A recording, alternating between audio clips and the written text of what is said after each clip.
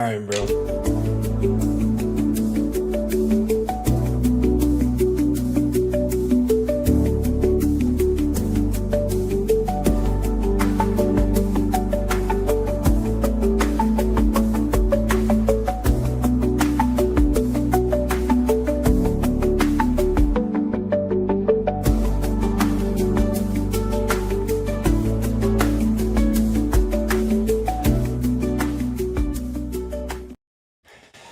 All righty, everybody. Welcome in to another episode of the Playbook Podcast. I don't know what episode we're on. It's been a lot. There's been a lot of episodes. We're probably pretty close to I think we've been doing it for over a year now. I believe so. Yeah, since 2024. I'll have to take a look at that. So we were at episode, oh shoot. I think it might not, it's been well over a year. We've been doing it for a long time now, but thank you guys so much for joining us. We're really excited for today. We've got a lot of stuff to cover on the NBA, a little bit of news for the NFL, and then we got some breaking news in the NFL. We got a little bit of golf to talk. And yeah, we're going to jump right in, guys. We're going to start with the NBA playoffs. The NBA playoffs are in full swing. We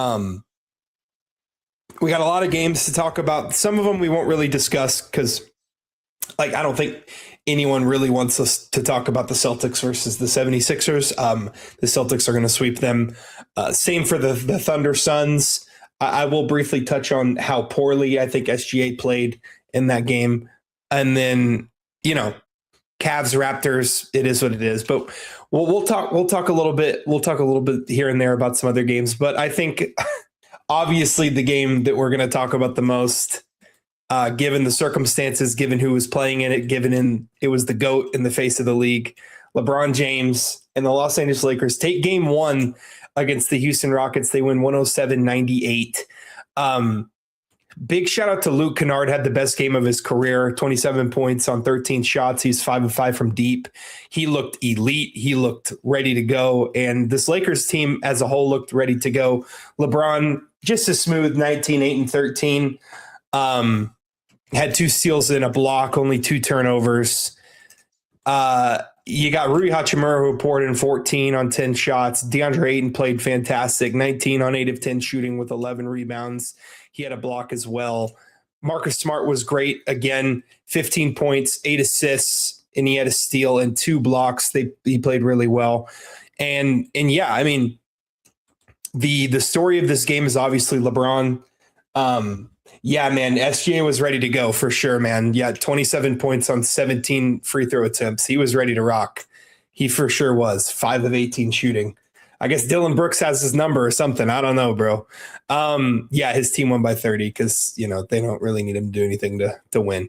But yeah, we'll get to that here in a second. We're going to talk a little Lakers because the Thunder game wasn't very interesting. I know Thunder won by 35 million points and the Suns stink. I don't think the Suns are terrible. I really don't. But they are obviously outmatched in every way to the Thunder. I mean, bro, when your second best player is Dylan Brooks, I don't think you're going very far. I like Devin Booker a lot, but yeah. But yeah, obviously the story about this Lakers game was LeBron.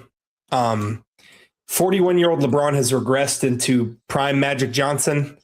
And I don't know if you guys actually had the opportunity to watch this game. From the opening tip-off, this game was in LeBron's hands, total control. He controlled the pace. The amount of attention that he garnered on pick and rolls, he had 2 to 3 guys with him at all times trying to guard him, and he was making some ridiculous passes.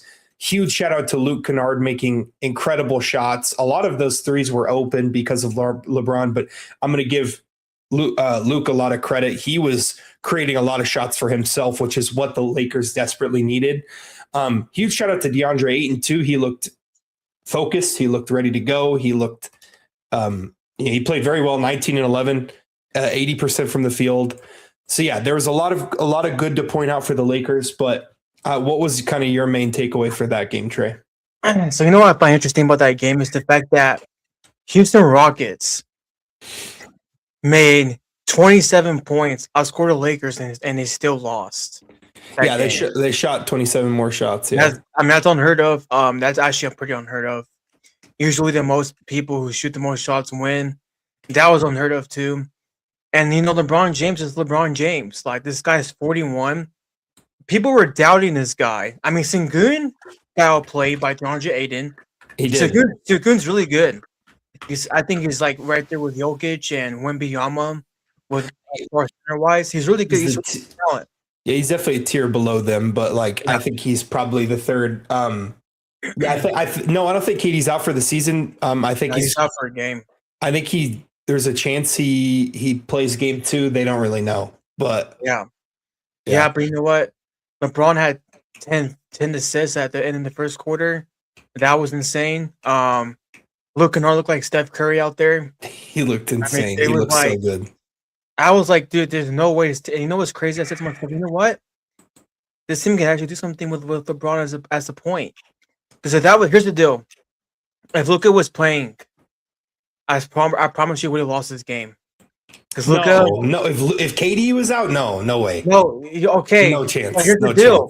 No chance. Kevin Durant. Here's the deal about Luka. Here's the deal about Luka. He's just a freaking ball all the time, and I can't stand it sometimes, bro. Did you watch the last game Luka played against the Rockets? I did. The dude had did watch it. The dude had 40. He had 49 and 10. What are you talking about? Okay, but dude, I don't know. With Luka, it's kind of hard to trust sometimes because sometimes I can't trust him. Sometimes I can't. But you know what? LeBron. You're tripping, bro. LeBron James is LeBron James. He's arguably the GOAT. He's the GOAT. I don't know yet for myself yet. I'll give you this. The game is a lot easier to watch when LeBron's leading the team. Yeah, the ball moves better. I agree. The ball's cleaner.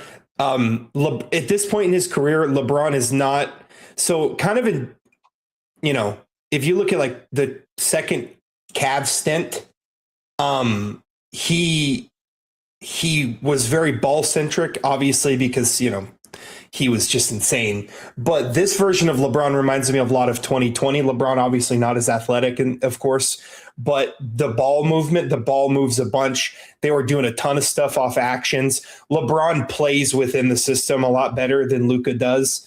Luka is the system. LeBron used to be like that. Even, 2018, 2017, 2016. He was, the system. So I will give you this. I think if Luka plays, obviously the Lakers win that game, especially without KD. But it's easier to watch as a basketball fan when LeBron's leading because the ball's moving, guys are getting shots. LeBron, like you said, I think he had 8 assists in the first 7 minutes of the game. So yeah, I get what you're saying. I do not think they lose if Luka plays, but I will give you that. I will give you that for sure. Yeah, because the thing with Luka. It's like is this guy Kobe Bryant? Like, what are we doing right now? But anyway, so and even though Kobe Bryant played defense too, and he also moved the ball a little bit, the triangle offense. But the thing is that LeBron James, LeBron James, guys, he was the best player on the court at 41.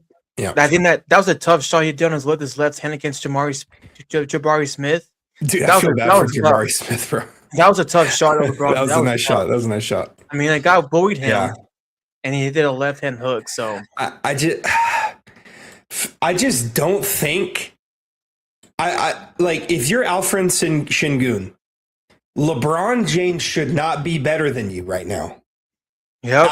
Şengün is in his prime. He's 23. I guess he's not technically in his prime. He's coming into his prime. He's been in the league for 5 years now. He's coming into his prime. A 41-year-old should not be better than you. You were the second best player on your team. And why a lot of people thought when KD went to the Rockets was, oh my goodness, they added KD to this already great young core with Amin Thompson and Alfred Şengün, and this is going to be great. And Şengün's going to. A lot of people said he's baby Jokic. He's going to, he's coming. He's going to be this. He's going to be that. And you're getting severely outplayed by a 41-year-old. It's just not. It's not conducive to winning. The Rockets are dead in the series without KD, and that's devastating. If you're a Rockets fan, that's devastating, because I had to hear all week before this game, the Rockets have 4 out of the 5 of the best players on the court without AR and Luka for the Lakers. They are like Şengün, Amin Thompson, Jabari Smith, and I don't know, Reed Shepherd are all better than the Lakers guy. I'd say Marcus Smart's better than Reed Shepherd, but Şengün, Amin Thompson, Jabari Smith, those guys should all be better than DeAndre Ayton, Rui Hachimura, and Luke Kennard, right? Mm-hmm. They should be better. They should be better, and they get punked by a team. Bronny is not better than Jabari Smith. I don't know what we're talking about. Jabari Smith is pretty good. It's just mind-boggling to me that I've seen a lot of people. Like I had to go this whole time. LeBron's lucky if he wins a game. Blah blah blah. This or that. Like it's. I heard Brian Windhorst say that LeBron don't have a chance anymore. He's done. That's what he said. Genuinely, if you're a Rockets fan, this is devastating. Yeah. I don't care if KD did not play. I don't care. The Rockets should have beaten the Lakers. They're younger. They're more athletic. They're bigger. They're way bigger. Şengün should have been the best player on the court. Amin Thompson should have been the 3rd best player on the court, and you should have won the game. Mm-hmm. And you got cooked by a 41-year-old. Yep. And I'm gonna pick on my guy Amish here. Luke Kennard gets traded to the Lakers, and this guy's like, that doesn't mean anything. And now he's over here dropping 27 in a playoff game. Hey, listen to this. This is interesting.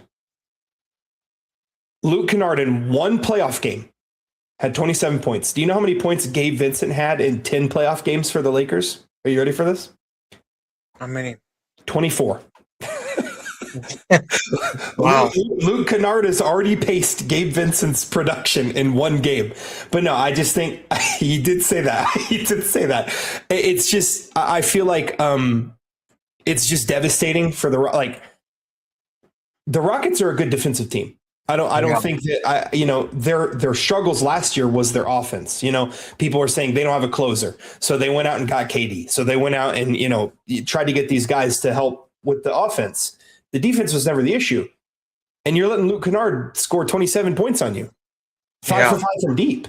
You're letting 41-year-old LeBron look like just he had the game, the pace, it was all in his hands. Everything, the control from opening tip-off to the end of the game.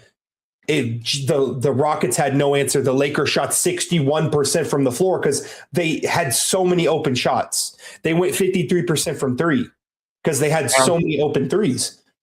I don't think that's changing. And I don't think KD coming back changes that. KD's not some defensive stalwart. You hope for the Rockets. If you're a Rockets fan, you hope that they shoot better. Like you said, the Rockets had 27 more shots. They had 21 offensive rebounds, and they lost. So, there's a lot going on. For me, obviously, the biggest portion of this was LeBron. I think Luke Kennard was incredible. I think the Lakers played fantastic, and they're able to take a game. And each game they win is just gives Luka and AR more time to come back. And it's just, and even if you think the Lakers lose game 1 with Luka, which I think is ridiculous, even if you think that, you have to admit their only chance for a finals run is if Luka plays. I think LeBron's incredible. He's still 41. He's going to get tired eventually. And especially as, in the conference finals, you get like 2 days of rest in between games or 1 day of rest in between games. I just don't think that, and they'd have to play the Thunder in the next round. There's zero chance they're beating the Thunder without Luka. I don't think they beat the Thunder with Luka. So, I mean, I don't see a world where they could beat or compete in round 2 without Luka. So it's very important that each game that they win is very important. It gives Luka more time, gives AR more time. And if they could win this series without either of those guys, I mean, that's what you need. You need as much rest, because genuinely your only chance, you have one path. And this is probably, I'm going to say, a 5% chance. I'm going to be kind and say 5% chance. You get the Thunder in round 2, and Luka just goes ballistic, and LeBron plays like he's been playing, and Luke Kennard plays like he's been playing, and AR comes back and he's great. That's your only chance. I think that's a 5% chance. That's very slim. It might be a 1% chance. I'm going to say 1% chance. So it's very important for the Lakers to win these games and to get out of this Rockets series with, no, I don't think so at all. I think that with LeBron though, he said on his podcast that he can do it. He's not going to get tired at all on winding game play. He told Steve Nash that. The thing with LeBron James is that I think he's the greatest. My personal opinion, I've watched sports since I was young with Tom Brady, with Tiger Woods and Rory McIlroy, and even like people like Derek Jeter and Ohtani, is that one thing about LeBron is that he's the greatest athlete probably in sports history. With the durability he can do. Oh yeah. So I think he can make a run for it. It's just that the way when Luka and LeBron are on a court together, there's only one-on-one basketball of Luka, and the ball doesn't move around a lot. I mean, yeah, but we saw them go on a great run where they beat a lot of good teams. They beat Denver, New York, Minnesota. They beat a lot of good teams, and Mitch is he not on was able to do steroids. so. Mitch is not on steroids, dude. If he was, he'd be out in the NBA. Yeah, Adam Silver actually hates LeBron. I think he would hang him in the gallows. Dude, he hates LeBron. I agree. He hates LeBron. He hates LeBron. He'd be hanging in the gallows if he was on steroids. Because Adam Silver despises LeBron. I don't know why, but he just does.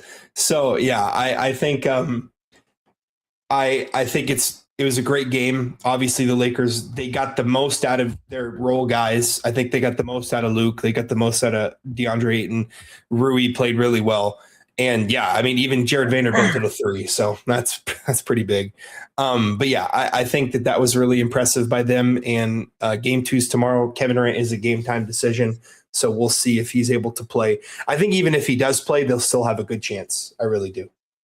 So, yeah, I think they'll have a great chance.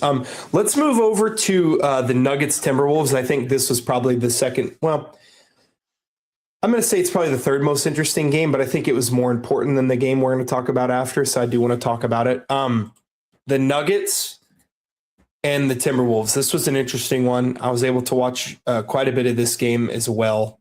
And yeah, every time Katie and LeBron are playing against each other, I think that's incredible. I think that's awesome. So I'm very excited. Hopefully he gets to play. I do want Katie to play. Obviously, I'm a LeBron fan. I want LeBron to play more playoff basketball, and it'd be better for the team if KD was out. But I want to see it. I want to see KD versus LeBron, because it might be the last time we see them play against each other in the playoffs. And they have a history of going at it. So I would love to see it again. But yeah, I do. I want to see it. Why, Travis? Why? And if I would love to see it. I'd love to see KD and LeBron go at it. Okay, we're going to go over to Nuggets, Timberwolves here. Nuggets pull out the win, 116-105. They were kind of in control. The Timberwolves were up 10 in the first quarter, and kind of from that point on, it was the Denver show. The Timberwolves made it close there in the fourth quarter for a little bit, but Jamal Murray had 30 points. 7 of 22, not great from the floor. He went 16 of 16 from the free throw line, a little SGA action there. He's 0 of 8 from the 3-point line, but he did add seven assists. So that's that. Jokic played okay for his standards. I don't think he was fantastic. He did have a triple double. Obviously, he's just an automatic triple double, 25, 13, and 11. And he did have 5 turnovers, but they did what they needed to do. Aaron Gordon was great. Cameron Johnson made some big shots. and Bruce Brown was big for them as well. So they did pull it out. Your guy Anthony Edwards just pooped his pants. I don't know why you think that this guy is like going to be the. This guy just keeps pooping his pants, bro. Here's the deal. I did see that Peter Griffin shot. That was great. Okay, I did hear about Anthony Edwards that he still has knee problems, and he's game decision tonight too. Game decision tonight too. Oh my gosh, bro! He missed 9 games before he missed games before playoffs. He's like 23, bro. Why does he have? He's 24 and he's got knee issues. Oh my gosh, bro. He's gonna. Sorry, go ahead. Hey, you know what though? He's not gonna be the face of the league, bro. Yes, he is, bro. People are pushing it for it. The media is pushing for him to be face of the league. No, they're not. Yes, they are. No, yes, they are. The media wants big Victor Wembanyama all up in their mouth. The media loves Wemby, and it's not even close. So is Ant-Man. No, bro. I've heard people. I'm sorry, bro. Okay, I'm sorry, and I don't want this to come off the wrong way. Anthony Edwards he does not have the facilities to be the face of the league. He has like 4 baby mamas. He can't be the face of the league. Doesn't matter. Yes, that doesn't matter. Yes, it does. Yes, it does matter. It does matter. It does matter, bro. It literally matters. The only one pushing for Anthony the face of the league is you, and that is it. No, even Big Perkins is. Okay, Brian Windhorst. Perkins smokes crack. Windhorst is fat. And who else? You want to know who else too? Who? Scott Van Pelt is too. No, he's not. No, he's not, bro. You watched the show? Okay, listen. The only thing here's the thing. Anthony Edwards' best season was last year. Okay, he made it to the conference finals. And then SGA gave him the belt. Okay? And he did jack in that series versus SGA. And he cowered in front of SGA. And I was rooting for Anthony Edwards. And he played like a little wussy boy against SGA. He can't be the face of the league, bro. He can't be the face of the league. Here's the deal, Ant-Man. I hope Ant-Man stays healthy. Because I think this is a rivalry for sure, the Nuggets and Wolves. Oh, it's not, bro. It's a decent rivalry. Because they got him once, bro. They got him once. They got him one time. And it's a rivalry. They need to win again. Christmas Day. Do you see Christmas Day game? I don't give. Jokic has a ring, bro. Jokic has a ring and 3 MVPs, and Anthony Edwards has nothing. Winterize, his time's coming up. His time's going to come. It's not his knees though. Hey, get his knee right, bro. I'm sorry. I mean, Ant-Man might never get an MVP. He might never get one because he's going to be in the same league as SJ, who's about to win his second in a row, back to back. Victor Wembanyama, who's probably going to win 4 or 5. And Jokic could still take out another. And if none of those 3 guys gets it, maybe Luka actually does cure cancer and he gets one. I don't know. I genuinely don't know. I just don't think Anthony Edwards, he was 7 of 19. He played horrible. He was not great in this game. He let the aura of the Denver Nuggets arena get to him. He looked passive. He didn't look very aggressive, and they lost. And that's probably the best game you're going to get out of Rudy Gobert the rest of the series, and you lose it. I don't think Jamal Murray is going to go 7 of 22 again. He's probably not going to go 16 of 16 from the free throw line again, but I don't think he's going 0 of 8 from 3. And I think Joker's going to play better. I think this could be a 5-game series, and the Nuggets just absolutely kill him, and it's over. All right, we'll have to see, man. Tonight, though. Tonight. Yeah, and if Ant doesn't play, it's over. It's definitely over for sure. I think it's over if Ant plays, and I think it's over if he doesn't. So, yeah, that's where I'm at there. I do want to talk about this game real quickly here. This one's very interesting to me. Pistons Magic. This was really the only upset victory. I guess you could count the Lakers beating the Rockets as an upset victory because the Rockets were favorites even after KD was out. But this was a huge. The Pistons were 9.5-point favorites. They were double digits. They were double-digit favorites in this game, and the Magic just come out and just play really good basketball. They were up early in the first. Yeah, the Thunder upset the Suns for sure. Yeah, the Suns were definitely favored in that series, or in that game. Paolo plays really solid. He's 23 points, 9 rebounds, 4 assists. And the whole team, the whole starting lineup played great. Franz Wagner, 19, 5 and 4. Wendell Carter Jr., 17, 7 and 5. Desmond Bane, he was 7 and 20, but he still had 17 points. He had 5 assists to go along with it. Jalen Suggs was fantastic in that first quarter, the first half, really. 16 points, and they won. And the only person on the Pistons that could do anything was Cade Cunningham. He had 39 and at 5 and 4. Do you think that there's a world where the Magic could make this a 6-7 game series and potentially even upset the Pistons? I'm not gonna lie to you. I watched this game, and I was shocked at the way that that the Pistons lost this game, because they were the best team in the Eastern Conference all season long. All season, yep. Until Jason Tatum came along, and then him and Jaylen Brown did their thing like always. But I think they can upset the Pistons probably, because Paulo Banchero is a really good star. I mean, he's a good player. You have underrated people in your. You have apparently, I don't know. Their starting was for the Pistons was terrible. They were terrible. Okay. Yeah, this outside of Cade, their starters. Tobias Harris was okay. He shot 5 of 15, but he was not great. Jalen Duren was a no-show. Yeah, Jalen Duren got outplayed by Wendell Carter Jr. Yeah, and I think the one thing too that surprised me is Isaiah Stewart too. His defense was terrible. Like, he's a good defender too, but he didn't play great either. This is bad, man. I mean, the Pistons. Here's the deal. I like their head coach. He's a great guy, but come on, bro. This is a Pistons uniform. You got in the playoffs.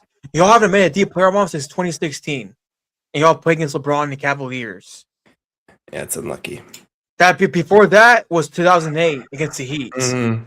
Yeah, like you have people. You gotta play tough. This is Pistons basketball. Yeah, you have to play tough. Look at the bad boy Pistons with Isaiah Thomas in them. Look at the 2004 Pistons going to the finals and winning against the Lakers. Mm-hmm. You have to play tough. They had to play tough. They weren't tough enough. They weren't tough at all on Sunday. No, the Pistons were tougher than they out toughed them. I mean, that's Jalen Suggs was the toughest guy on the floor, and he was wearing a Magic uniform. And shout out to the Magic. I mean, they went out there and they played really good, tough basketball, and Jamal Mosley had him ready to go. I mean, Jamal Mosley, their head coach, had him ready to go, and they were tough. I think Paolo played a very smooth game. Paolo's a playoff riser. His playoff stats are far better than his regular season stats, and he played really, really well. He's very efficient. Over 50% shooting, over 50% from the three. He looked really good. He didn't try to force anything. The whole team played really well. I think the Pistons are on upset watch. I'm not going to say upset alert or upset warning. I'm going to say upset watch. Yeah. Because an 8 seed stealing game 1 on the road, by the way, the Pistons arena was bumping. I mean, they were going at it. They were playing, and it was loud. And yeah, they lost. I'm interested to watch this series. That's a very interesting one to me. There's some other series, Knicks, Hawks, Celtics, Sixers, and Thunder, Suns. I don't really want to talk about too much because, I mean, the Celtics and the Thunder are both going to sweep. The Celtics are going to sweep the Sixers. I'll say maybe the Sixers could get one. Maybe Tyrese Maxey goes for 45 and they pull one out. I think there's zero chance the Suns even. I don't think the Suns are going to be within 10 points in any of those games. I think they're going to get blown out by 10 plus in all of those. And one more game I do want to talk about, because we did mention him a little bit earlier. I do want to talk about the Spurs Trailblazers real quickly here. It was Victor Wembanyama's first game in the playoffs. And it was very, first of all, shout out to the Spurs organization and the fans. That arena looked awesome. The color coordinated t-shirt wearing, and this Fiesta night is what it's called. And they had the Fiesta out uniforms and the multicolored arena. It looked awesome. It was unbelievably cool to see. So shout out to them. I do want to talk about the Spurs real quickly. Wemby, 35, 5 rebounds and assists, 2 blocks in his first playoff game. He looked really good. He looked comfortable. He looked ready to go. Do you think that this Spurs team? Yeah, I thought it was awesome, and I will always give any fan base that wears the t-shirts, I will give huge props to. The Thunder do it pretty much every game. It seems like the Spurs are going to do it. I don't know who else has done it so far. I know the Pacers did it last year a bunch. The Heat, used to do it back when LeBron and Wade were there. They'd always wear the white t-shirts and it looked awesome. I thought this looked really cool. It was really good. But the question I want to ask you, Trey, do you think that this Spurs team can win it all this year? Do you think that they proved that they are going to be a force to be reckoned with, and they could even beat potentially the Nuggets next round and probably the Thunder in the conference finals and make it all the way to the finals? Okay, number one, it was a good game. I watched it. I like the aura around it. I like how the NBC broadcasting did it. Number two is this. I think this is the sweep for the Spurs. Oh yeah, easy. I mean, I'm not surprised that when Beyond dropped 35 on a bad team. I think he's a great player. Great guy. I'm not trying to hate, but it's just the fact that it's a Trailblazers. Come on. The Blazers, playoffs, dude. Bro. They're freaking Blazers, dude. They're not a bad team. They're in the playoffs. Okay. And Scoot Henderson team in the playoffs. Look, crazy. I was looking forward to see Scoot Henderson do something because he was second pick in the draft. He played okay. He played okay, but he didn't play what people thought I expected to be when he was playing. He played against Wembanyama in overseas, I think, before he was drafted in the NBA. I could be wrong, but I know he did. I think it was him and Shakir and Shaq's son against Wembanyama in France. I could be wrong, but that's what I think I remember. That was the game that happened. I didn't see it from Scoot Henderson. Bro. Okay. And Wembanyama, You're hating, bro. You're hating. I'm not hating. This is a great. This is like Nick. It's the freaking Blazers, bro. I didn't watch the Blazers. They're a 7 seed. They're in the playoffs, bro. They're not a bad team. Okay, I get that, but Nick, Nick, bro. I feel bad for Drew Holiday. Drew Holiday. If I'm you, bro, I freaking find a way out of the Blazers, bro. I feel bad for Drew Holiday. They have a good young team. The Spurs are just better. Okay, I know that. That's why my point is, I think the Spurs are a great team. You're mad at the 2 seed for They're being a great team. Nick, I wasn't surprised. I wasn't surprised at all. Well, no, dip. But why are you acting like it's like a knock on them? Because they beat the 7 seed. Because I think I'm not knocking them. I'm trying to say that, but it's just the fact that the Blazers did suck. Anyways, they don't suck. But anyways, to your point, I think they can beat the Nuggets probably. I want to see that. That's gonna be tough because Jokic just obliterates Wemby. So that's hard. True. I think that might go to 7 games. Yeah, I would love. This is a sweep, bro. This is a sweep. I watched this game Sunday night. I said to myself, I said this team is sweeping this Blazers team. Yeah, I mean, absolutely, yeah. And they failed out, and they're spanking them all over the place because this Blazers team sucks. Damian Lillard, you should have stayed with Milwaukee, brother, because this team is. You're not going anywhere. Milwaukee's not even sniffing the playoffs. What are you talking about? Go somewhere else besides go. Just retire already. I think he's going to retire as a Trailblazer. And Amish, I do agree that the Spurs, who's going to be the closer, DeAndre Fox has won Clutch Player of the Year before, and Wemby did close out a couple of those games versus the Thunder. I think they're going to give it to Wemby. Obviously, I'm interested to see because who the closer is going to be in those games. Yeah, dude's talking about Milwaukee. I'm interested to see. We're going to see it next round because it's going to be Nuggets Spurs, and I think those games are going to be close. So we're going to see if Wemby's going to have a chance to show that he can be a closer in the playoffs. Now that would be a better matchup than the Spurs and Blazers. Why are you mad at? Why are you mad at Wemby for playing against the 7 seed, dude, bro? You had a great game. But dude, yeah, he did. But bro, and SGA played horrible against. I know. It happens. I know. I'm not. Here's the deal. I'm not surprised SGA played like that. He played terrible. He shot 25 free throws apparently. he shot 17, but okay, you might as well have 1,000 free throws. Wait, you know why it's got some MVP? He averages 35 free throws probably a game, and with 30 point per game average. That's his average because of the free throws. Bro, I'll do that too. Put me in the NBA. I'll just do that same thing he's doing. I'll do the same thing he's doing. Jamal Murray shot a lot of free throws. Yeah, he did. Yeah, he shot a bunch. He didn't play well either. He shot a whole bunch of free throws. Amish, go watch, dude. Go watch that game against the the Thunder and the Suns, bro. I promise you, this dude was like literally getting free throw after free throw after free throw. Yeah, it was hard to watch. And then Dylan Brooks was like, "Bro, I don't know what I'm doing wrong, bro." He almost got ejected, basically, bro. Yeah, like, that's bro. not shocking. I know it's not shocking to me too, Travis, bro. you're not tackling SGA, bro. I'm gonna do the same thing. When I play basketball with people, I'm gonna do the same thing SGA does. He inspired me to do it. I'm gonna do the same thing. There you go, bro. Yeah. Again. And Amish, bro, go watch every game from the beginning of the season with the Rockets to the last game of the season. And he was free throw after free throw after free throw, and the one call he gets, the team loses. Oh my gosh, that's funny. Yeah, no. So the series that I don't really want to touch on because I just don't think that they're like obvious sweeps. I wanted to talk about the Spurs just because it was Wemby's first playoff game. Yeah, Trey does play like Dylan Brooks. The Cavs are going to win. They're probably going to sweep the Raptors. The Raptors might take a game. I think the Knicks are going to beat the Hawks. And the Celtics, I guess we could talk about them because I think the Celtics looked incredible.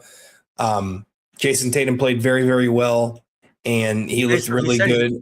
He said he's still very happy too. He's starting to look better. He's 25, 11, and 7 in 32 minutes. He looked really good. Jaylen Brown, 26 points. He looked really good. That team, I genuinely think outside the Spurs, the only team that can beat the Thunder are the Celtics. Because I think they're the only other team that matches up well. The Thunder have a bunch of athletic, good shooters, and then SGA, who's the primary offense creator. J-Dub does a lot of offense creation or initiation, and Chet's very athletic, tall shot blocker. Isaiah Hartenstein's big and strong, tall shot blocker. Alex Caruso's super, very good. The Spurs might win it all. Alex Caruso's a very good perimeter defender, and he's been in 50 million playoff games. So a lot of experience there. The only two teams I think that match up well with the Thunder are, I'll say the Nuggets. The Nuggets took them to 7 last year, and I think this Nuggets team is better than last year. I do think this Thunder team is better than last year's too, but I think the Nuggets could make that a 7-game series too if they beat the Spurs. The Spurs, super athletic. Wemby's an alien, a freak. Also, Wemby hates Chet with all his heart. So he plays extra hard against the Thunder. I'm not quite sure why. I think there is something that went. I don't know if they got beef. He genuinely hates Wemby, or Wemby genuinely hates Chet. So again, he plays extra hard against them. But the Celtics, man, they are so good, bro. Jason Tatum looks very good. He looked very athletic. He had a couple really good big dunks. He looks like his bounce is back. Jaylen Brown has elevated into a 3-level scorer that I think there's only a couple scorers I think that are genuinely better than Jaylen Brown. I think SGA, Luka, and I think that's probably I think something like that happened. SGA, yeah. Oh yeah, that is what happened, huh? Yeah, he hates Chet. SGA, Luka, and I'm trying to think. I don't really know a 3-level scorer better than Jaylen Brown outside of those two guys. He's turned into a fantastic. He's a fantastic defender. He's a great scorer. They have Derek White, who's kind of there. Alex Caruso, Queta. They got younger and more athletic in their front court. So they have size. Vucevic is very good, and he's getting healthier. They're a very good team. Peyton Pritchard, fantastic. They're loaded. They're loaded. Jason Tatum and Jaylen Brown have played like 95 playoff games together. Some ridiculous number. That's a lot. I don't even think that's ridiculous. I think that's probably pretty close to how many playoff games they've played with each other. But I'll wrap it up here. The Celtics are super good. They can win it all. I would not be shocked if they win it all. I think a Celtics Thunder series in the finals could be fantastic. I think a Celtics Spurs could be fantastic. And the Pistons just showed me that if they play the Celtics in the playoffs, they're not beating them. Yeah. Yeah. They're not beating them. You know, So, yeah. I just don't. I think the Celtics are in a class of their own in the East. They're going to have the easiest path. They're probably going to win. Maybe the Knicks, because the Knicks did clip them last year. I think this Celtics team's way better than last year's Celtics team, and I think the Knicks are a little worse. But they're going to be very rested. And even if if the best case scenario for the Thunder is probably that the Lakers win and beat the Rockets, and Luka can't play game 1 of the Western Conference Finals, which I think he'd be, or the first game of the second round of the semifinals. And that's a possibility. And the Lakers would get swept without Luka. I think they lose with Luka, and I think they probably get swept without him. If LeBron was 2018 LeBron, we'd have a different discussion. He could probably take it to 6, but he's not. He's 41. Beating by themselves, bro. 2018 LeBron was different. So I'm not gonna, but he's not 2018 anymore. It's 8 years removed. And then the only tough series the Thunder are going to have is the Western Conference Finals. They could lose it. They could lose to either the Nuggets or the Spurs, in my opinion. The Spurs probably have a better chance because they have proven to match up well against them. But the Celtics are going to be chilling in the finals, probably, barring injury, barring a total collapse, because they could definitely collapse. It happens. They're going to be chilling in the finals with probably 2 to 3 games lost in the entire thing. And the Thunder, say the Thunder play the Spurs and it's just a nasty 7-game series, they're going to be beat up. It's going to be nasty. It's going to be it's going to be hard. And the Celtics are going to be chilling there, waiting, with all that finals experience and that great roster. They're really good. That's all I'm trying to say. I mean, what do you think about the Celtics? This team is deep, bro. I mean, I can lie to you. When he got rid of Horford, Porzingis, Marcus Smart, I thought they were done. I ain't gonna lie. When JT was out for like the whole first half of the season, I thought they were done. But watching this team towards the end of the regular season and going to playoffs and Sunday too, yesterday, I said to myself, this team can win the East. Jaylen Brown has elevated to an MVP caliber player. He really has. He reminds me a little bit. It's kind of like he kind of reminds me of a Dwayne Wade attacking wise. Yeah, but he's a better shooter than D Wade was. Yeah, for sure. A better shooter, but he attacks. He's a good defender. He proved even to the Thunder. The Thunder could not stop him from getting to the lane. Yeah. Lou Dort, that football player who'll tackle people, Alex Caruso, SGA, they could not stop him from getting to the lane. They couldn't stop it. Dude. And they're like the best defensive team in the league by a pretty substantial margin statistically, and they could not stop him from getting to the lane. So, I mean, I totally agree with that. Yeah, I know for sure that Jaylen Brown's mad at the Spurs for the ref kind of blowing that game for them. He was attacking Wembanyama. He was attacking the guy in the paint. Mm-hmm. He was like, "I ain't scared of you. I'm gonna get mine still." I mean, Jaylen Brown's that guy. I think here's the deal. I know it's a discussion about who's better on that team, Jason Tatum or is it Jaylen Brown's team. Jaylen Brown proved it's his team. I believe that because beginning of the season, we all underestimated the Celtics. I did. They were the second seed in the whole entire season. And what makes me mad is the fact that he's not even in the MVP. It's between Jokic, him, and SGA. We'll get to that in a minute, but it's like this guy. It's his team. It's JB's team. Yeah. So I'm gonna say on that real quick. I know, Amish. I'm sorry, I'm yapping. I have a lot to say. For me, I think it's Jason. Right now, it's Jason Tatum's team, but I think right now the best player on that team is Jaylen Brown. Jason Tatum is obviously getting back into it and stuff. They just have such a good dynamic between the two. They complement each other very well. They're both very athletic, very long, strong defenders. Jaylen Brown can literally get to the paint and do whatever he wants to anybody. He can do that against anybody. And they just really complement each other's games very well. Jason Tatum's, I think, a better passer and better rebounder. I think Jaylen Brown's a better pure scorer. So, it's just, they complement each other's games very well. So, yeah. I tell you what, Jaylen Brown can be number one option on the team. Absolutely. He's proven that. Absolutely. They won 56 games and Jason Tatum played like 10 of them. Like, they've definitely proven he's proven that he can be a number one option on a really good team. And this Celtics team's very deep. The only guy that's close to Sam Presti in terms of building a team is Brad Stevens. And he's done a fantastic job with this roster. Getting younger in the front court has been amazing for them.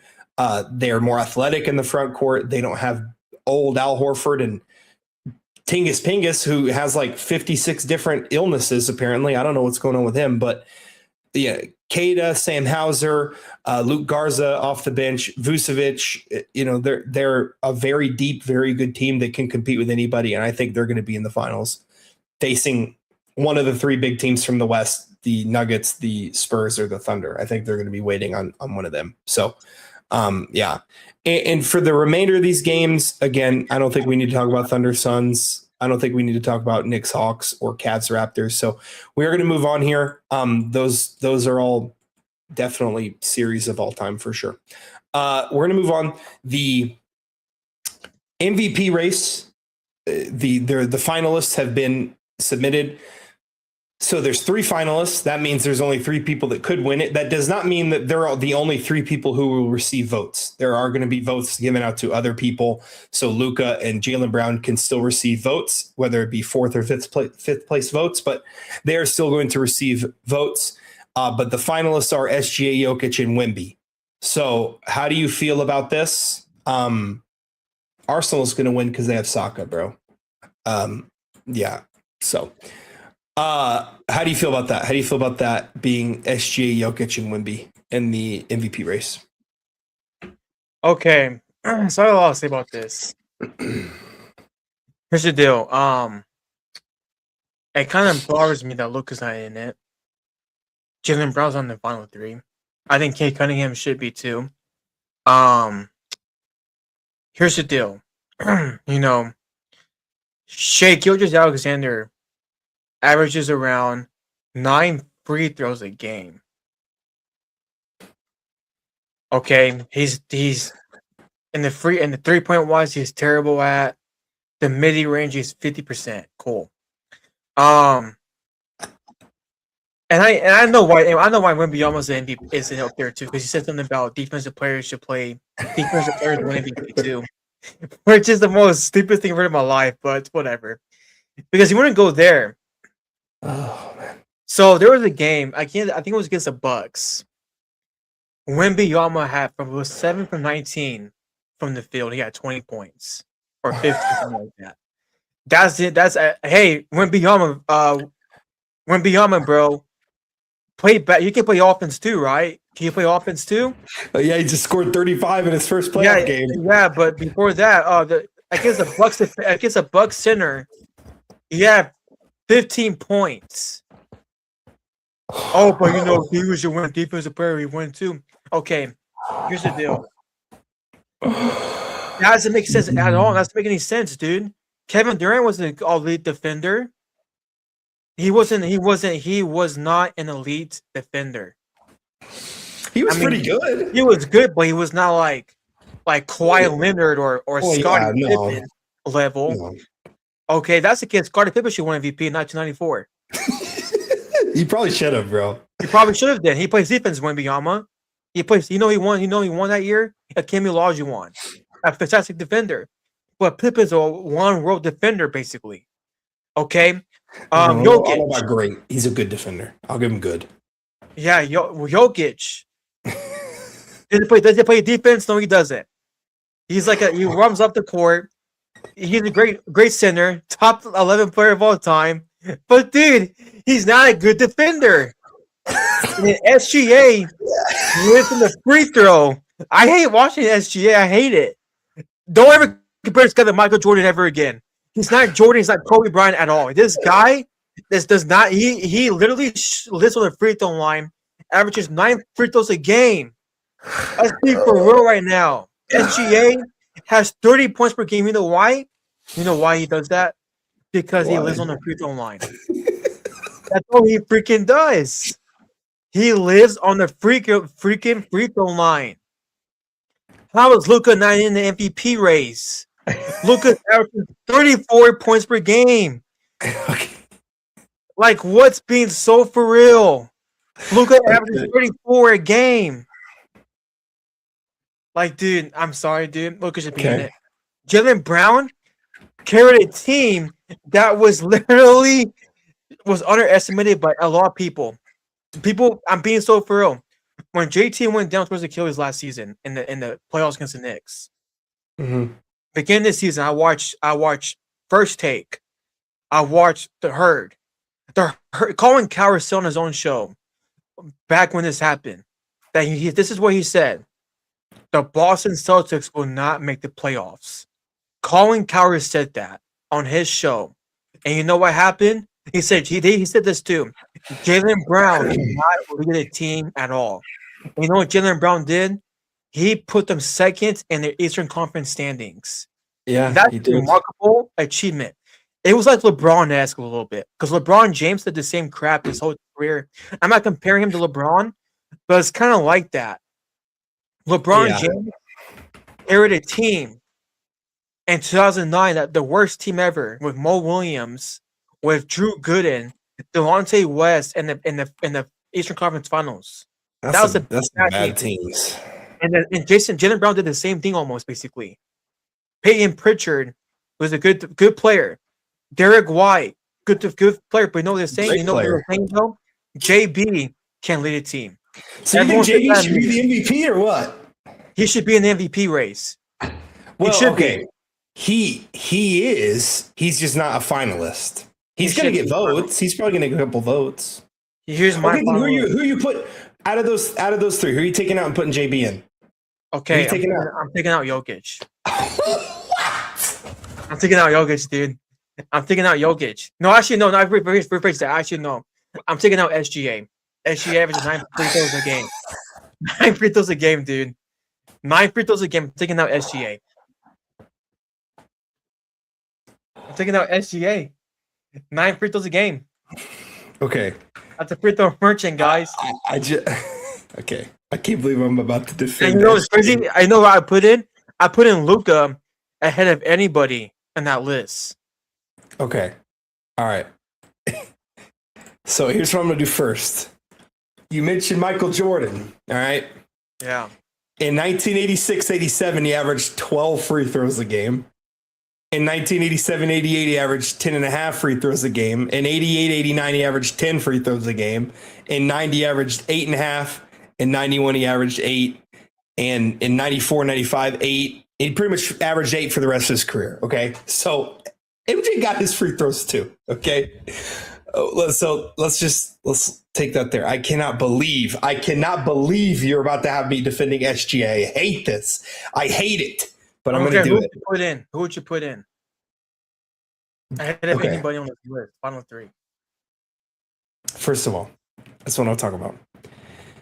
The MVP has almost always been, barring a couple of exceptions, the best player on the best team. It's almost always been that way. Is it? Again, there are obviously some differences, and I'm not saying that's why SGA should be the MVP or whatever. But the Thunder won 64 games. SGA averaged 31. I know you think it's because of the free throws, but if you want to say that, it's the same for MJ. 31, 4, and 7, pretty much. Okay. Yeah. Very good stats. Jokic, 27, 13, and 11. 28, 13, 11 if you round up. Okay. And than Wemby, who, by the way, just won unanimous Defensive Player of the Year just a little bit ago. Like literally 2 hours ago. I mean, that was obvious. He's probably going to win that award like for the next 15 years or whatever. But yeah, he won that award. He averaged 25, 11, and 3. He averaged like almost 4 blocks a game. Let me get the exact block numbers here. Yeah, almost 3.5 blocks a game. I think for the finalists, it should be those 3. I don't, in my opinion, I don't think JB should be ahead of any of them. I was obviously, Luka was the MVP. He got hurt and he missed the last 10 games of the season or whatever. I don't think it's the last 10. I know him and Kate Cunningham got like a little bit. I know Kate Cunningham and his agent, Luka's agent too, got like. So they're both eligible for, they both are eligible for awards, end of season awards. Cade because of his collapsed lung, which is just crazy. And Luka because he went to a different country for the birth of his child. And they're both eligible. Luka did miss the last 3 games of the season. He barely made the requirements of the 65 games. So did Wemby. I will say that. Wemby also barely did it. And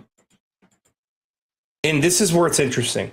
What do you think the MVP means? Is it truly just the most valuable player on the team, on a team? Because if you say that, then there's a lot of guys who I don't think qualify, because I think the Thunder win 55 games without SGA. I really do.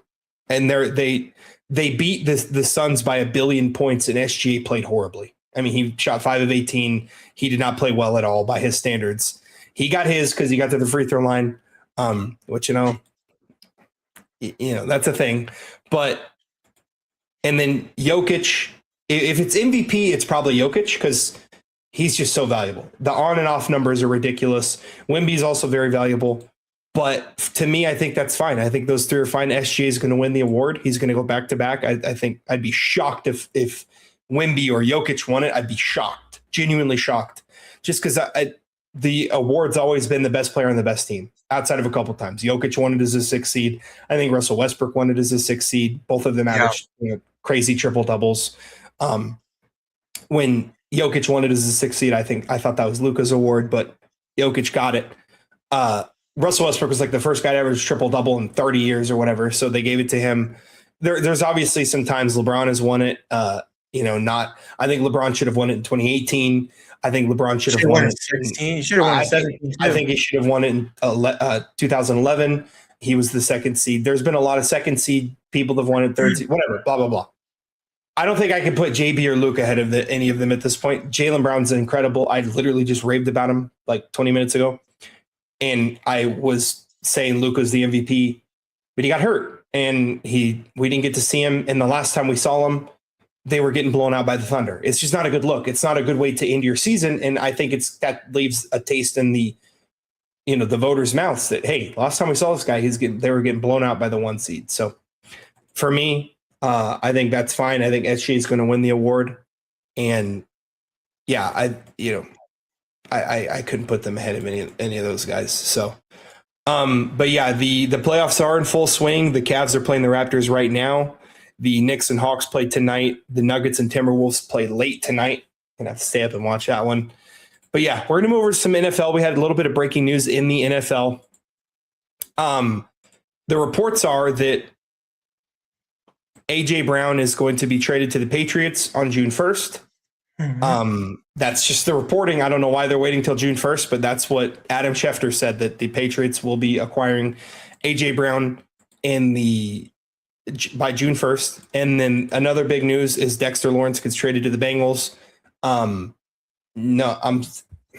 not going to talk Man City versus Arsenal. I apologize. I really am sorry. AJ Brown going there, Dexter Lawrence going to the Bengals. The Giants acquire the 10th overall pick from the Bengals in that deal. So I kind of want to talk about these real quickly here. AJ Brown to the Patriots. What do you think if that actually does happen all the way? It gets, it's not done. We're going to wait we got to wait like 3 months till it happens. But if it does happen, what are your thoughts on it? And do you think that that's a good move for the Patriots? I think it's okay move. I will say that I was kind of shocked to go with the Patriots because they have two caliber receivers on that team. But you know what? Maybe he can be in a slot. Probably. I know he wanted out of Philadelphia because of Jalen Hurts and saying he can't throw a football. He says he's always open and all that stuff. So I'm glad he's out of that crap. I think it will probably hurt the Eagles a lot because the Eagles, Hurts is not a good quarterback in my opinion. He's decent, not top 10. I know our team was glazed the heck out of Jalen Hurts saying he's better than Dak Prescott and and all that crap, which is not true at all, but whatever. I thought you would, but you know what? Decent move.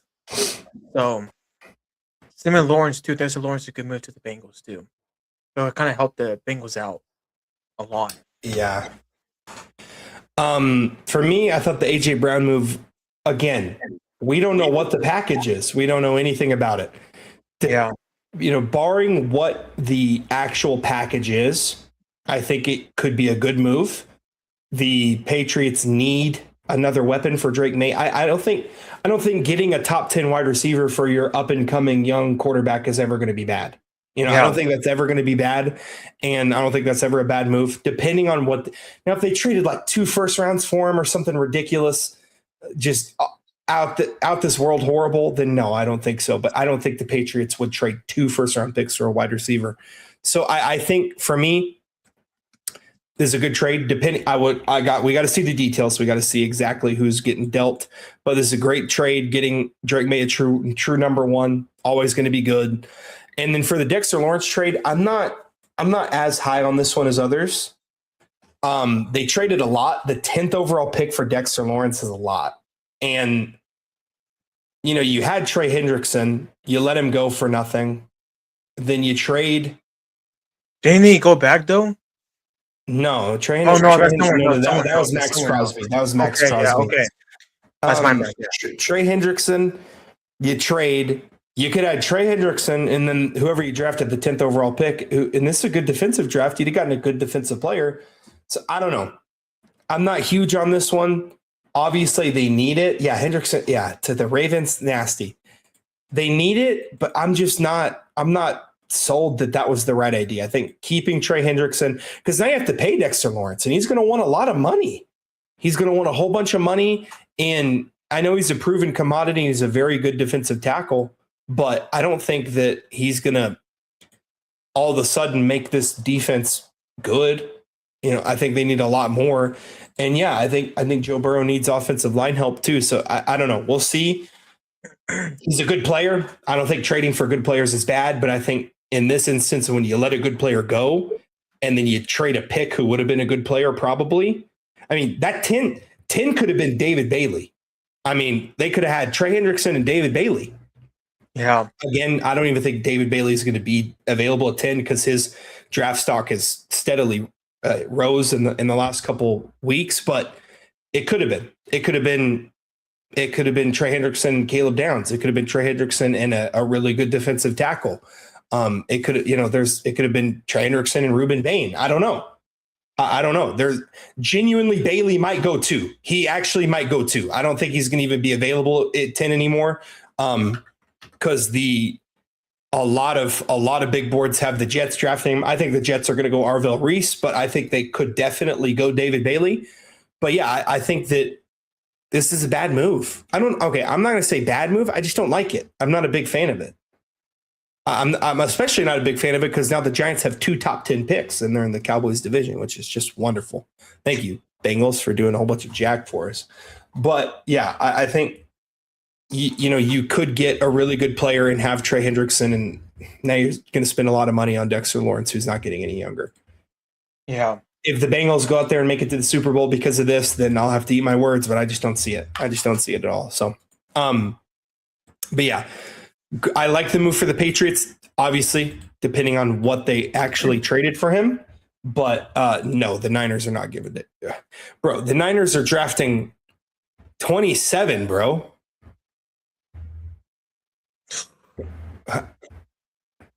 If David Bailey's leg gets chopped off, they might be able to, because he might fall to 27. But yeah, I've seen so many people say David Bailey's the best pure pass rusher in the class, which is probably true. I don't think he's as good against the run as a guy like Arvell Reese, but he's definitely, I think he's the best pure pass rusher. And I would hate to see him go to the Jets and just, but whatever.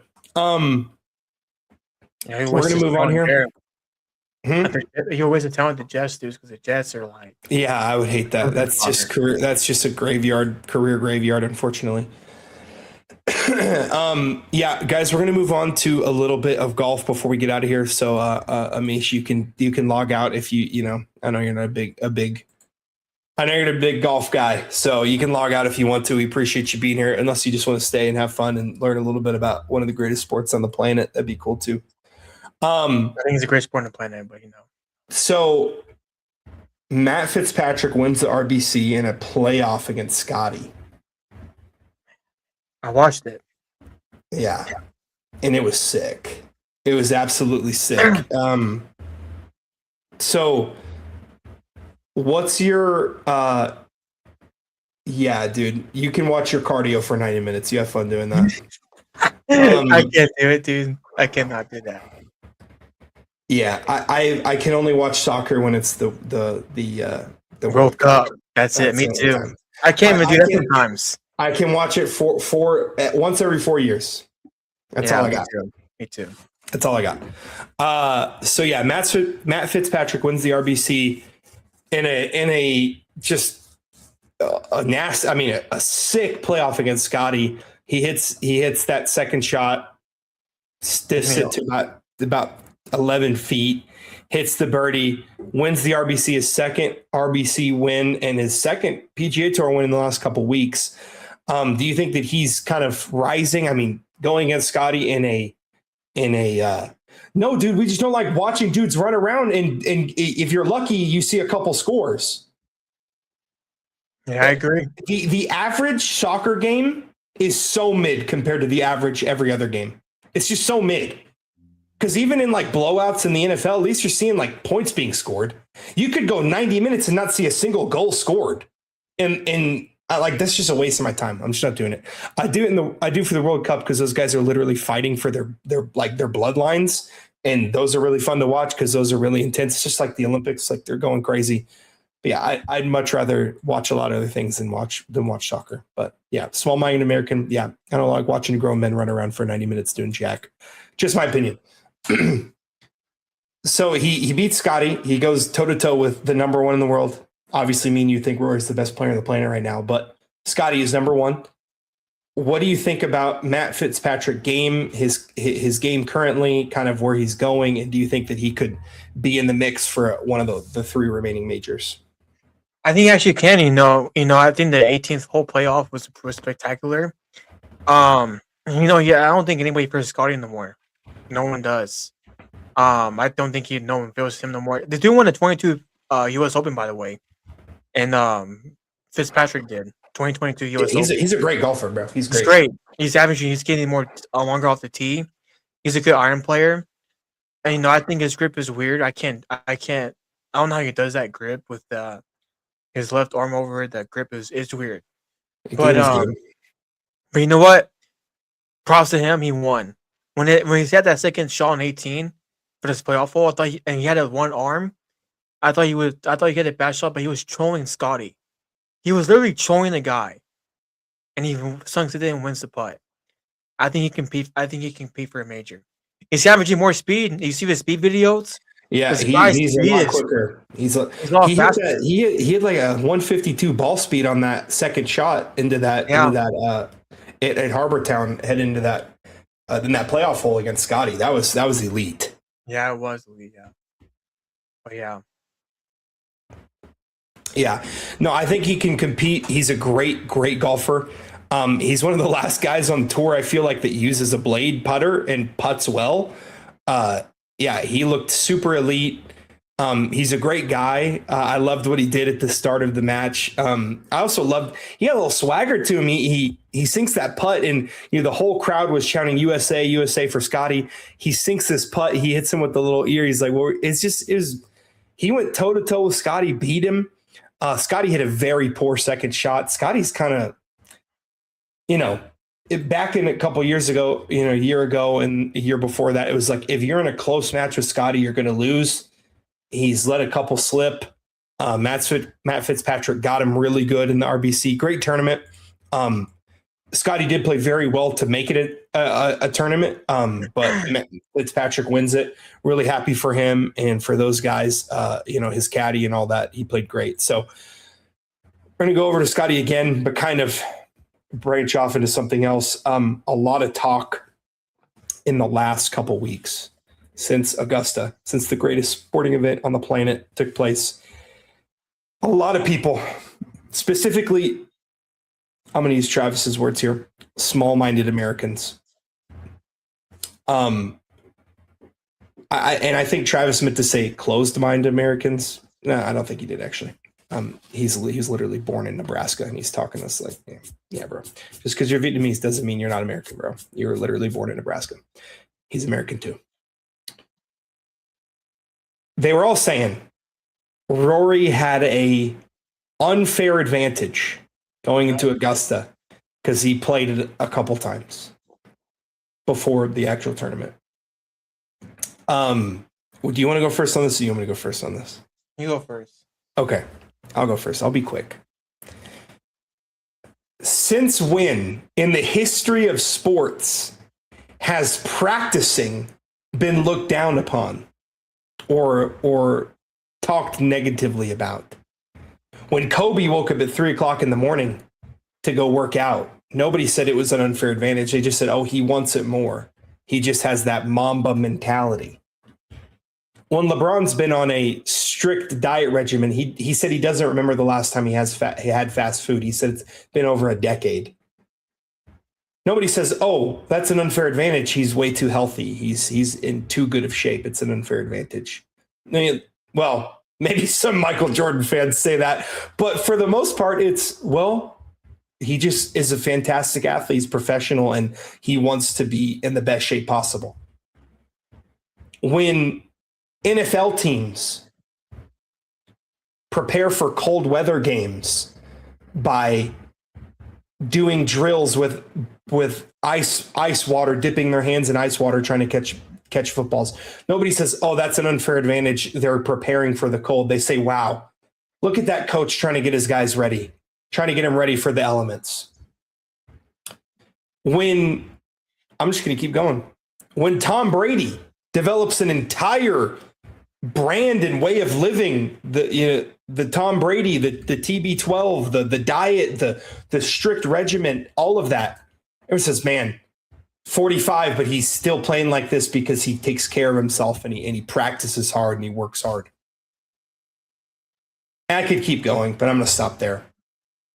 But when Rory McIlroy goes to a course where the biggest tournament of his life every year takes place, which is the Masters, and he goes and practices at the Masters, people say, oh, well, that's an unfair advantage. He got to play the course more than the other guys. Okay, then is Kobe practicing more than other people an unfair advantage? Is LeBron taking care of himself an unfair advantage? Is Michael Jordan practicing more than other people? Is that taking advantage? Or is that an unfair advantage?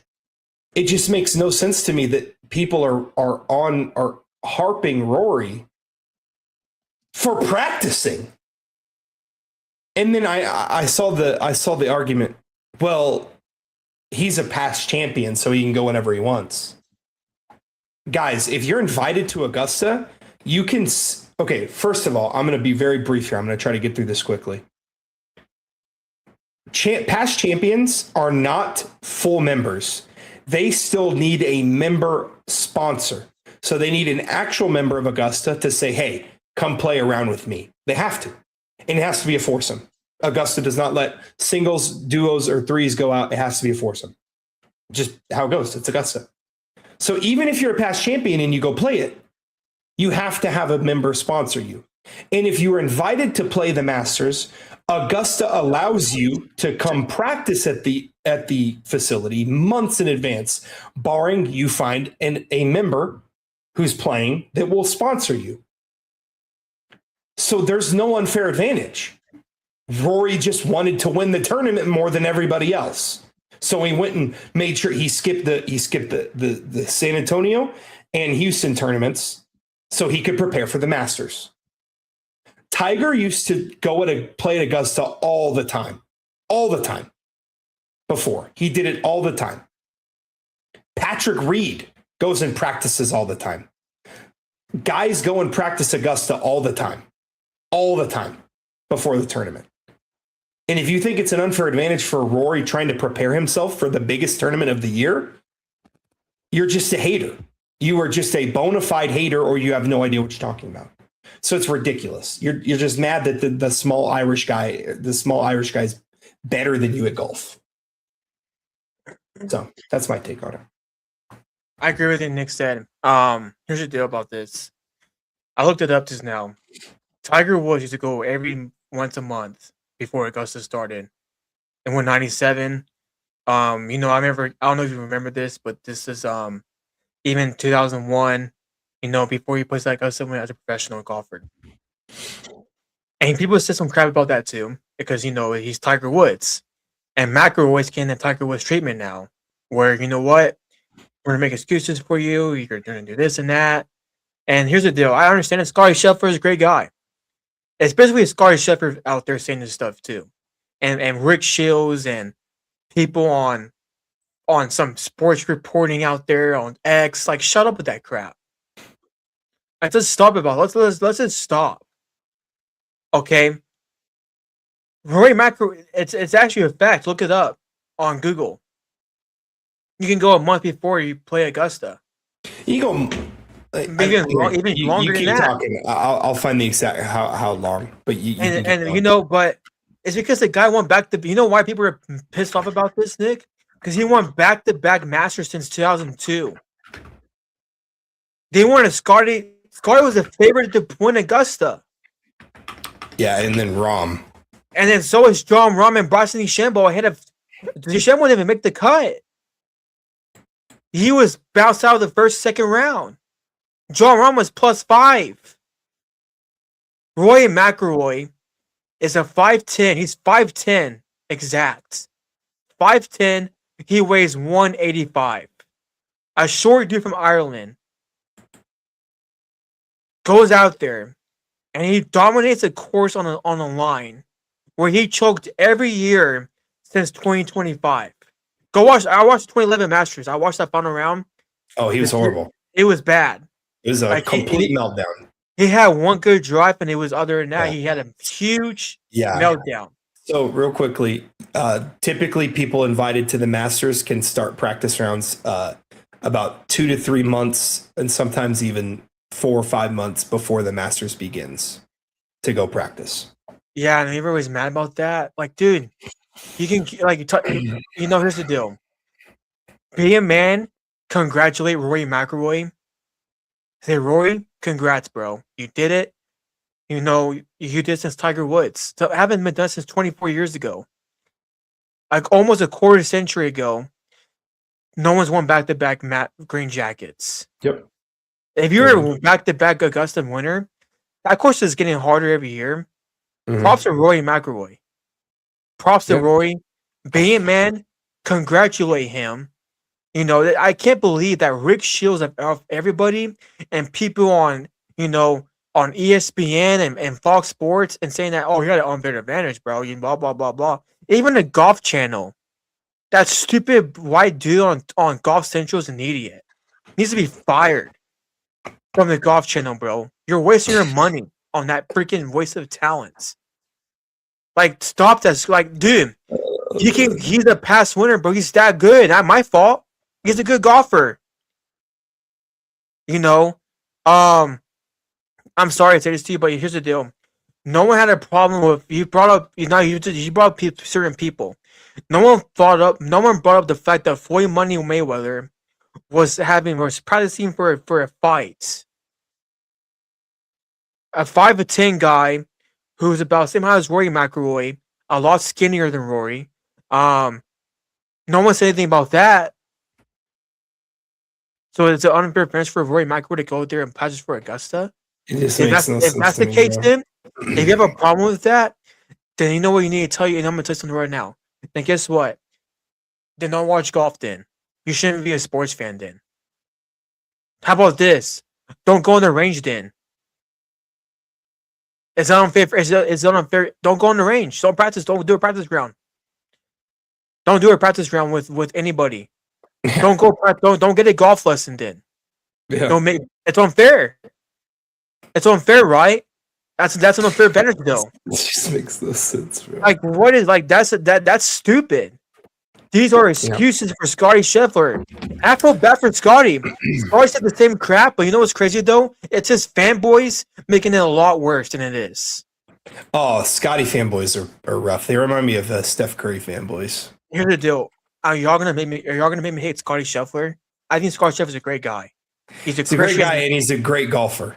He's a great Christian. I love his Christian faith. I love the fact he had a Bible study with Peter Finch on his show. Like, bro, we gotta stop this crap, dude. I guess it's unfair finish for me to look up a drill that Nick sent me on YouTube about the Nick Fallow drill.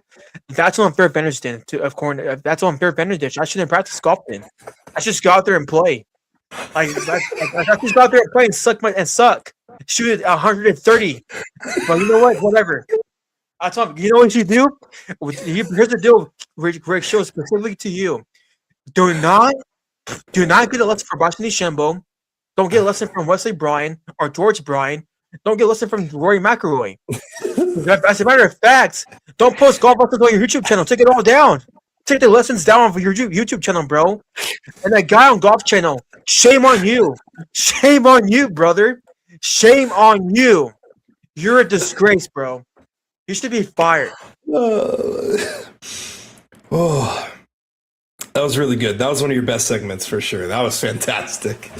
Oh man, yeah. It's just ridiculous. Golf. We just go out there and just suck.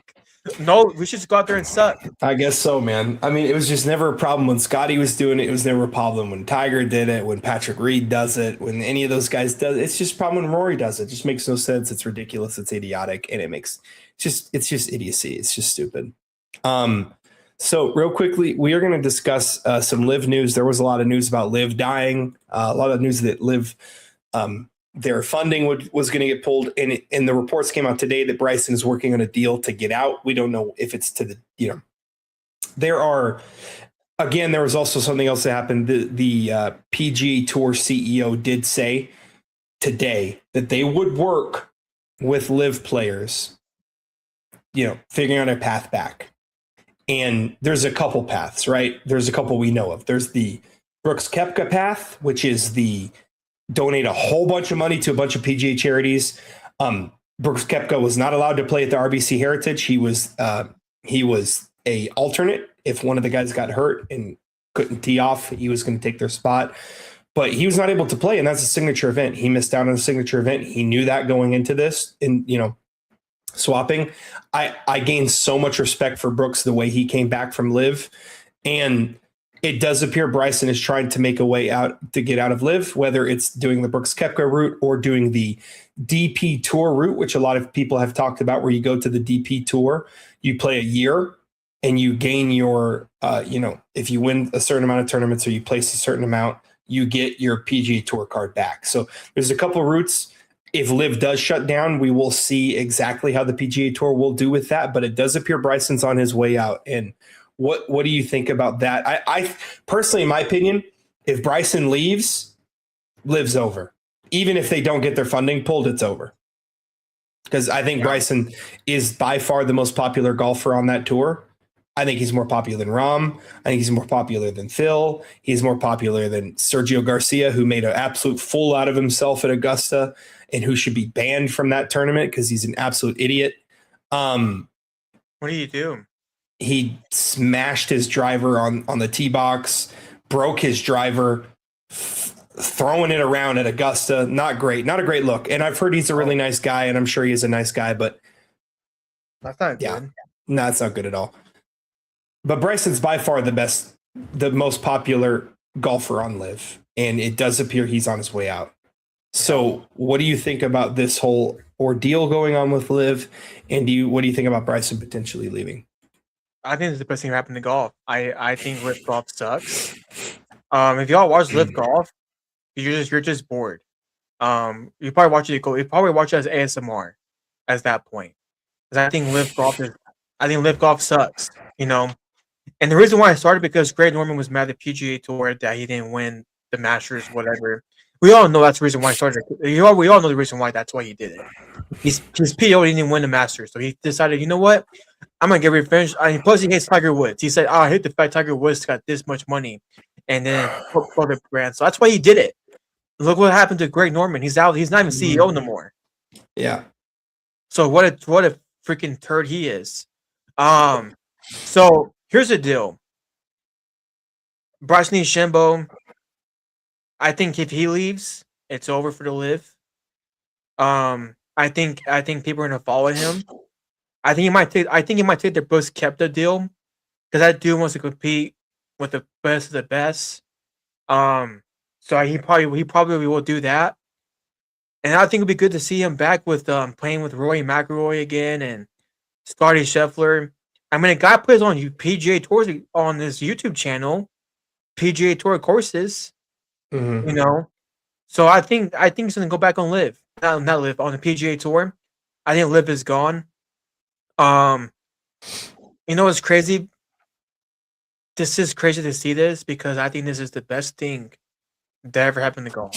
Is live dying. Um, Rick Shields should not. He won't have a job. So that's how I Yeah. feel. What's up, bro? Me, Bara. Hey, nice to see you, bro. But What's up, man? Welcome in. I think Liv's done. I don't think Yeah. I'm a Cowboys fan, unfortunately. Unfortunately, we're both Cowboys fans. Unfortunately. Yeah. Yeah. But I think Liv's done. Yeah, no, I agree with you. I think Liv's cooked regardless, and yeah, Bryson leaving is devastating for that tour as well. So, and that that kind of leads us to the next and final thoughts on next year. Okay, real quickly, I'm going to give my thoughts on the Cowboys real quickly. We've kind of discussed it briefly. I don't think it's going to be worse as last year because they went 7-9-1 with a horrifically bad defense. And I think they're about to have 2 first-round draft picks, both on defense. They have the 20th pick and the 12th pick. Both of those picks are going to be defense. Yeah. And yeah, I think that, hey, I don't think he's going to be chasing cheeks, but there's a good chance he does. The defense is going to be a lot better. I think the defensive, remember what I said, and I know you weren't here for it. You're new here. We have called Matt Nagy on this show a terrorist and an enemy of the state multiple times. And Matt Eberflus? Yeah, Matt Eberflus, not Matt Nagy. They both suck. Matt Nagy's the same way. Okay. Here's what I'm going to disagree with you on that. I don't think it's going to affect him more than we think because he's already gone through the death of his mother and the tragic death of his brother. I don't think this breakup's going to affect him as much as what happened. What happened to his wife or whatever happened? Well, they're not. They're not. Yeah. Oh. He's his wife. They are. I do believe that they are. What's it called? They're no longer together. They had a custody thing, and hey, we saw custody battle Luka go through it and dominate. So I think that could play really. Yeah, play really well. I saw Giselle, but Bunchigan, whatever her name is, cheating on Tom Brady. Yeah, 4,000 yards in passing. So yeah. No, I don't think. I think Dak's extremely mentally tough. He's proven that through the tragic loss of his brother and the loss of his mother. And I mean, obviously he's going to be going through it in his personal life and stuff, having to go through a custody battle and all that. But I think that he'll still play as well as he can. But I think the defense is going to just be 100 times better. Matt Eberflus is a supervillain. He's a terrorist, as in the words of the great Nick Saban. These guys are some members of the Taliban. I think that Matt Eberflus was awful, and I like the way that's going to be. I think the defense is going to be a lot better. So, can they go 8-9? Can they go 9-8? Can they go 10-7? Yeah, I think so. No, Archie's not going to be anything crazy. I think tanking for Archie's is a horrible idea. We don't even know if Archie's going to be incredible. And I think tanking when you have that much talent on offense is just, it's just not. Archie can't even be a ranked team last season. Yeah, I mean, shoot, he played against Eternal Messi. He might have played against D2 football and averaged 45 points, 40 points per game. Yeah, I'm not high on Archie. I think that would be ridiculous to tank with that much talent on offense. And yeah, I don't think he was extremely impressive. He hasn't really impressed me since he's been. Could he turn into something incredible? Absolutely. Yeah, he definitely could. And he's an incredible athlete, and it seems like he's a good kid and wants to get better. So he could be. I just don't think so. But yeah. He's athletic like his dad. He's very athletic, but he's not the passer the ball his uncles are, especially Peyton. So I don't think so. But I think the Cowboys could be better. Could they go 9-8? Could they go 10-7? I think so. Maybe the division I think will be a bit better. I think the Giants will be better. They have 2 top 10 picks now. I think Washington. I think Jaden Daniels actually being healthy, and then they also have a top 10 pick. I think they're going to be better. I think the Eagles will take a step back, especially if they lose A.J. Brown, which it does appear they will. But yeah, I mean, I'm not over here saying that the Cowboys are going to win the Super Bowl. I'm not one of those Cowboys fans. This guy right here is. No, I'm not. No, you kind of are. You no, here's the deal. Here's what I'll get the Cowboys too. I'll probably give them the NFC Championship game. In what universe are they going to the NFC Championship game, bro? Hey, I don't know, man. These franchise, they have a good DC from the Eagles coordinator. DC, they're trying to get some. They had to they franchise tagged George Pickens.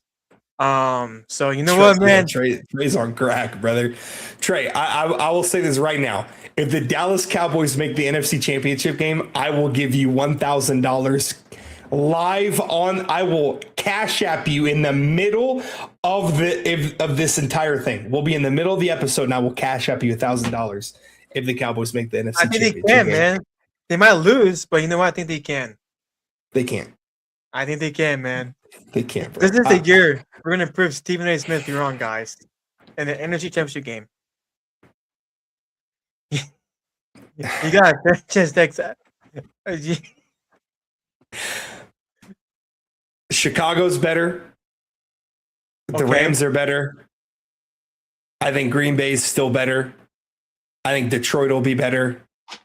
And I think AJ Brown's gone. I think that's going to hurt the Eagles. They're going to have a better roster still.